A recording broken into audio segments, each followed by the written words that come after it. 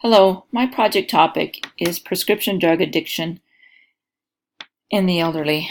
I chose this topic because I believe that the elderly are an often overlooked subpopulation at high risk for prescription drug addiction. It seems that most of the time drug abuse prevention is focused on teens and young adults, as it should be, but to the extent that there are not many programs available to assist with preventing prescription drug abuse and addiction in the elderly populations. Before we start, I think it's important that we understand some of the terms discussed in this presentation. Substance misuse, sometimes called abuse, occurs when a person uses a substance, in this case a prescription drug, outside of its medical or legal guidelines.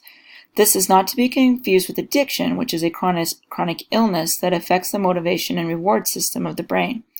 It is also characterized by a compulsive and increasing need or desire for a substance or behavior, despite the negative possible consequences or results. A dependency is not necessarily the same as addiction, but does coincide with it. A dependence on a substance is the resulting inability to successfully tolerate, stop, or control substance use. The user becomes more and more tolerant of the substance and may even develop withdrawal symptoms when not using. While there are several addictive prescription and non-prescription drugs in use today, we will only be directly discussing two. Psychoactive drugs are drugs that can alter a person's consciousness or experience. Opiates are psychoactive drugs. Benzodiazepines are central nervous system or CNS depressants, often used for sleep or anxiety disorders. Prescription drug addiction, a history. Prescription drug use has become a national emergency in recent years. The addiction rate for prescription drugs, opiates in particular, has seen a steady increase in the past 15 years. By tracking the increasing number of prescription drug overdoses and treatment admissions for prescription drug disorder and overdose deaths, the National Institute on Drug Abuse has cited that prescription drug misuse has increased by 5 times between 1999 and 2016. The elderly account for nearly 1/3 of the population who are routinely prescribed long-term medications. Many of these medications have high misuse potential, including opiate pain relievers and CNS depressants. Overall, the elderly account for 25% of all prescription drugs for both short-term and long-term use sold in the U.S. in 2007. A high percentage of these drugs were prescribed for chronic pain, insomnia, and anxiety. An estimated 11% of the older adults who routinely use prescription drugs misuse or develop dependence. Unlike their younger counterparts, older adults most often do not misuse prescription drugs to get high. Instead, after long-term use, a physical dependence develops.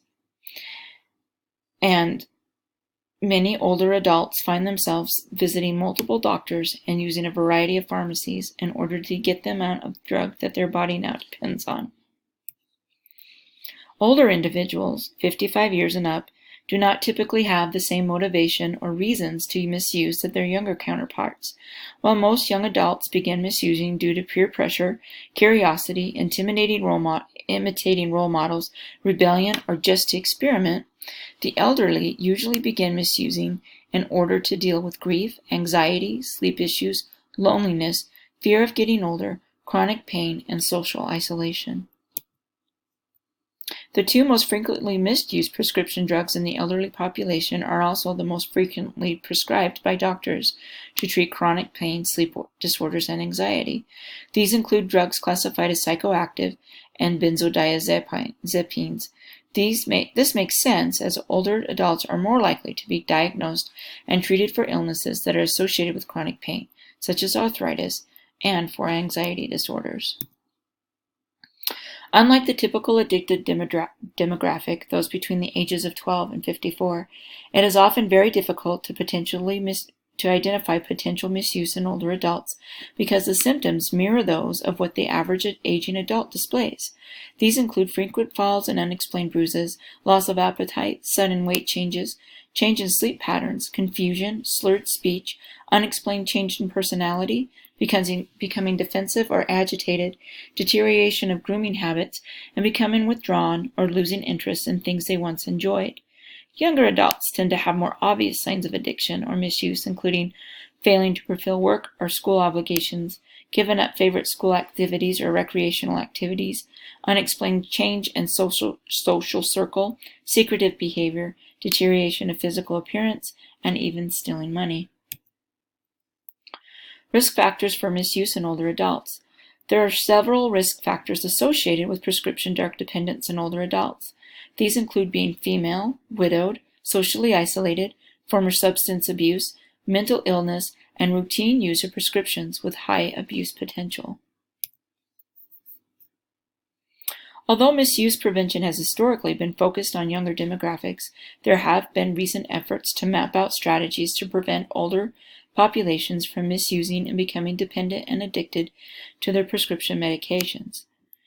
These include creating a well-defined and structured plan for long-term opiate use, determining if long-term opiate use is needed or even effective for chronic pain, requiring meticulous follow-up for patients with current or past substance misuse disorders, terminating ineffective prescriptions, and documented regular efficacy of treatment, including pain and functional status. In conclusion, the elderly population are not always given the attention warranted when concerning prescription drug misuse.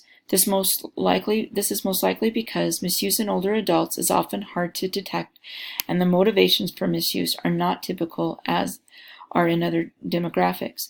Therefore, doctors and other medical professionals may overlook the warning signs.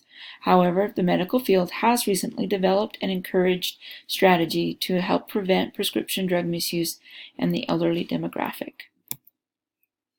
And here are my references.